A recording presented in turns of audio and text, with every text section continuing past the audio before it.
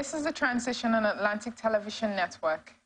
Nigeria Security and Civil Defense Corps said it took delivery of 10 suspects allegedly involved in illegal oil bunkering and vandalism in Creole community near Alakiri Waterways in Okrika local government area of Rivers State.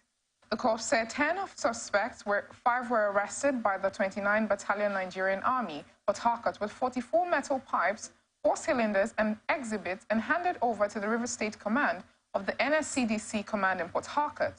The other 5 suspects were arrested for alleged illegal bunkering by soldiers of the 6th Division Nigerian Army, Port Harcourt, and handed over to the NSCDC for further investigation. The NSCDC Commandant, Rivers State Command Basil Igwe disclosed this while parading the suspects before newsmen at the command's headquarters in Port Harcourt on Tuesday. Igwe also disclosed that NSCDC operatives on routine patrol impounded 9 vehicles abandoned by suspects who are on the command's trail along Transamadi axis of Port Harcourt. Igwe warned those he described as unrepentant illegal oil thieves to turn over a new leaf or be ready to face the full wrath of the law. Igwe reiterated the Corps' willingness to collaborate with sister security agencies, stressing that the NSCDC would not rest on its laurels in safeguarding all critical national assets and infrastructures in the state. Imo State Police Command has arrested and paraded 6 suspect security officers over alleged use of points of sale to extort members of the public and seize phones, especially from young people in the state. The State Police Public Relations Officer, PPRO, Henry Okoye, on Tuesday disclosed this to newsmen while parading the suspects at the command's headquarters in Owerri. According to the police, the suspects' activities were bringing untold hardship on the members of the public and causing them pain. The police said these are the security operatives hiding under the umbrella of Operation Search Flush in Imo, harassing and extorting unsuspecting members of the public via POS to the tune of thousands of naira, in particular the youths, seizing and checking their phones and thereby bringing untold hardship to them. Governor Diko Umaru Rada of Katsina State has directed the initiation of 1-week refresher training program for the 7,325 newly recruited teachers who are set to join the Katsina Civil Service. Governor Rada said the move is to ensure they are well prepared for their roles in the teaching profession. The announcement came as the governor received the report of the ad hoc committee for the conduct of recruitment and examination. The committee, led by Dr. Sabiru Dahiru Yusuf, consisting of 11 members, was inaugurated on July 11, 2023, to oversee the recruitment process. Yusuf explained that the recruitment of the 7,325 teachers followed a rigorous selection process involving an aptitude examination and interviews conducted by the ad hoc committee. The candidates underwent screening in 4 distinct categories. The Yobe State House of Assembly has adopted the report of its Standing Committee on Justice, Judiciary and Religious Affairs on a bill seeking to establish Hisbah Commission in the state. The House adopted the report after extensive deliberation on the 41 recommendations of the committee by the members. While offering more explanation on the report after its adoption, the chairman, House Committee on Justice, Judiciary and Religious Affairs, Honorable Yakubu Suleiman, said the commission, when established, will assist security agencies to ensure full implementation of Sharia's law across the state. The lawmaker added that the commission would take necessary measures to sanitize the society from forms of social vices and crimes. The chairman further said the existing Hisbah committee members under the Ministry of Religious Affairs will serve as Hisbah corps of the commission to ensure effective monitoring and compliance to Sharia's laws in the 17 local government areas of the state. According to the chairman, the commission will be headed by an executive chairman who must be an Islamic scholar with BSc degree in Islamic or Arabic studies, 2 permanent members as well as representatives of Ministry of Religious Affairs, State Council of Chiefs, Nigerian Legal Aid Council, Nigerian Human Rights Commission, State Muslim Ummah Forum, Civil Society Organization, amongst others. The Speaker of the House, retired Honorable Chiroma Buba Mashio, commended the House Committee for presenting a comprehensive report that would assist the government in ensuring proper implementation of Sharia's law in the state. You are watching the Transition on Atlantic Television Network. We return after this break. Are you a broadcaster, content creator, content distributor? or media practitioner seeking opportunities to amplify your creativity and expand your network? Then join us at the 13th edition of Africast. Africast 2023 offers participants the opportunity to experience 3 days of world-class exposition through plenaries, streamings, master classes, and workshops showcasing the very best in creativity and technological advancements in the global broadcast and media ecosystem. Theme: broadcast content, synergy, finance, and market. Date: Tuesday the 24th of October to Thursday the 26th of October 2023. Venue: Marriott Hotel, Ikeja, Lagos, Nigeria. For more inquiries, visit www.africast.com.ng. NBC, your right to quality broadcasting.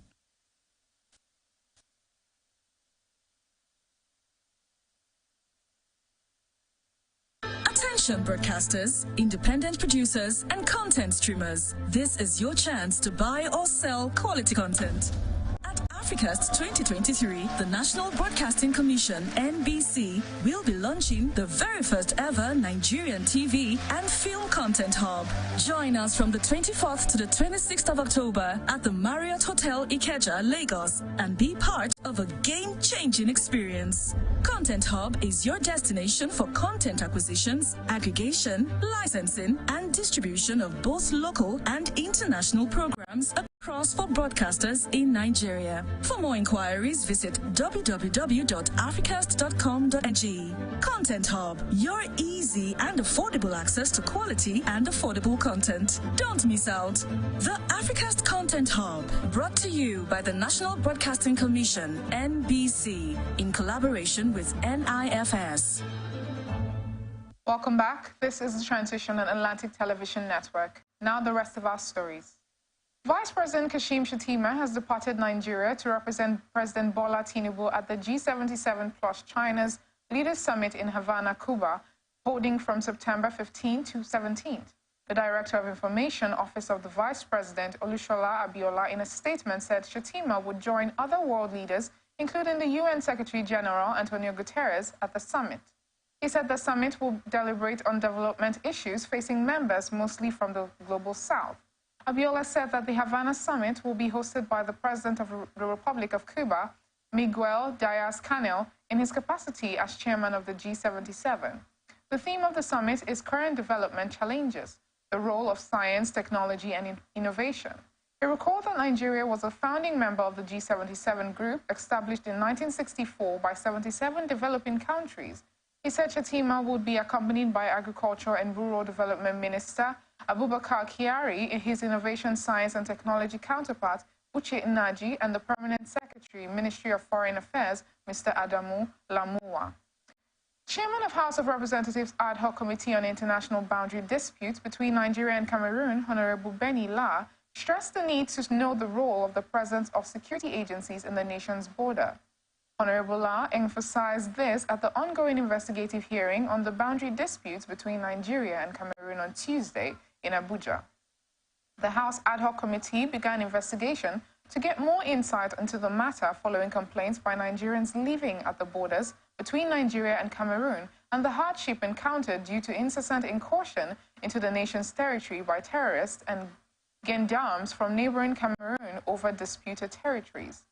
Chairman of the committee, Honorable Benny La, in her address, said the hearing has become important as the communities in contention are Nigerians and people are Nigerian. She said there is need to understand the role of the paramilitary and the military agencies in ensuring the protection of Nigerian citizens in the disputed area in line with the ruling of International Court of Justice as it concerns the disputed territories.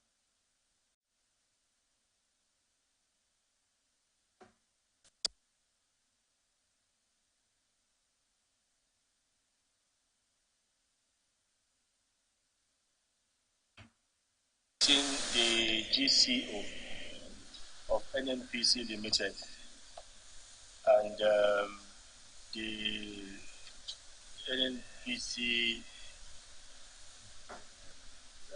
NNDPRA in this public hearing. Unfortunately, both of them are unavoidably absent. So I don't think, or do you have what it takes to speak for them in this public hearing? Can you provide us with all the information we require today? If you can, then we'll proceed with this public hearing. I bring to you the humble apologies of Malam Melekiari, the Group CEO of NNPC Limited. He's unable to attend. As of last week, we had actually sent a letter, of regrets, about his availability this week. Despite that, he still wanted, to be here personally, and he had reached out, to this committee, but unfortunately, he had an emergency and is not able to attend today's session. So he has asked that I come and express his deep apologies, to this gathering. Thank you, Honorable Chairman. Representatives of aggrieved communities, members of the committee, were also not satisfied with the response of the Commission and the Attorney General's office as they suggested alternative means to resolving the dispute. Yes, I want to believe that with your statement you are not able to speak on behalf of the NNPC Limited or NNPC Retail. And having made that statement clearly, I would want to move a motion that the committee will not be able to go on with this public hearing.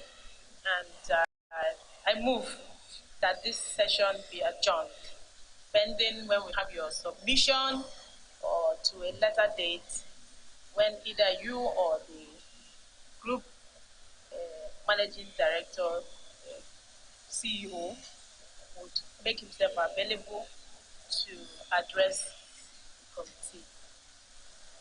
And if you may, it's advisable that you send your documents ahead of time so that the committee would have it to study either before he comes or whoever will make appearances for him. Having said that, I move a motion that this session be adjourned.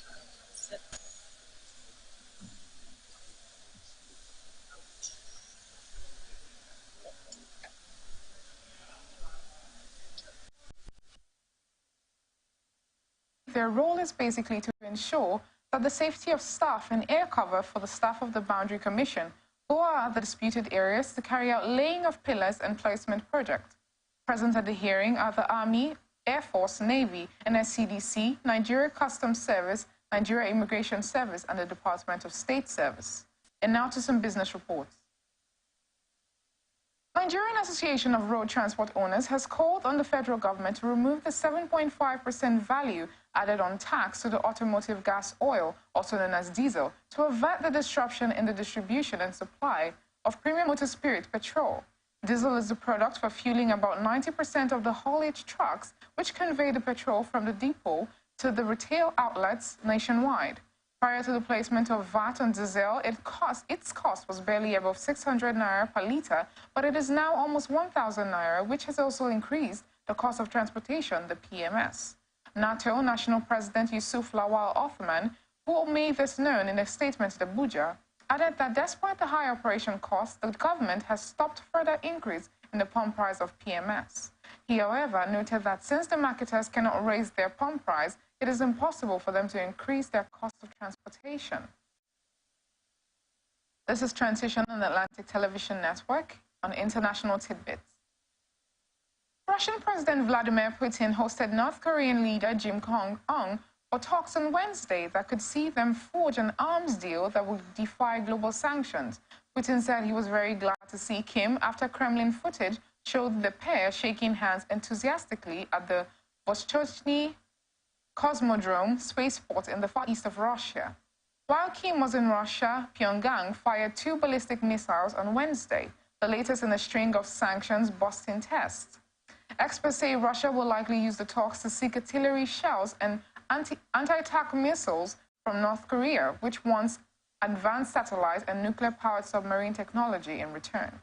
Kim, who traveled overland to Russia in his bulletproof train, was accompanied by an entourage that suggested the summit would have a strong military focus. Among the top military officials accompanying Kim were Korean People's Army Marshal Park Jong-chung and Munitions Industry Department Director Jo Chung-ryong, according to the North State media. Now to entertainment. Family of late Nigerian singer Ifeoluwa Oladimeji Aloba, popularly known as Mohbad, has confirmed the news of his death. He posted a statement on his official Instagram page on Tuesday night. Although the cause of his death was not disclosed, Mohbad's family begged for the privacy at this time. Mohbad passed on yesterday at 27, with varying accounts of how he died circulating on social media. Marvin Records prodigy Rema has won the prize for Best Afrobeats, a new category, for his remixed single Calm Down featuring Selena Gomez at MTV Video Music Awards. He beat competition from other Afrobeat heavyweights such as Burna Boy, Davido, Wizkid, Fireboy Ayra Starr, and La Bianca to emerge winner in the category. The Calm Down song surpassed 1 billion streams on Spotify over the weekend. Meanwhile, Taylor Swift won the top trophy as Shakira accepted the prestigious video frontline honor with a hip-shaking, career-spanning performance. Swift continued her global reign by scooping awards including Best Song, Best Pop, and Best Direction, as well as the top competitive award for Video of the Year, which she won for her hit Anti-Hero. And now on to sports. England extended their 24-year unbeaten run against Scotland as Phil Foden, Jude Bellingham, and Harry Kane struck a 3-1 friendly win to mark the 150th anniversary of the first meeting between the nations. Harry Maguire's own goal briefly brought Scotland back into the contest as Hampden Park, but a winning streak that has taken Steve Clarke's men to the brink of qualification for the Euro 2024 came to an end. The hosts had high hopes of a famous victory in football's oldest international fixture after impressive wins over Spain and Erling Haaland's Norway in recent months. But Scotland suffered a sobering evening as even a much-changed Three Lions proved a class apart. Gareth Southgate made 6 changes from the side that dropped their first point of Euro 2024, qualifying in a 1-1 draw against Ukraine on Saturday. First from scoring his first England goal against Ukraine, Kyle Walker was this time the creator, as his driven cross was expertly turned home by his Manchester City teammate. And that's the size of the package. Thanks for joining us. I am Valentina Lawrence. You can follow us on all our social media platforms. On Twitter, Atlantic TV Net, Facebook and YouTube, Atlantic Television Network, on Instagram, Atlantic TV Network. Do remember that peace and unity are the pathways to progress.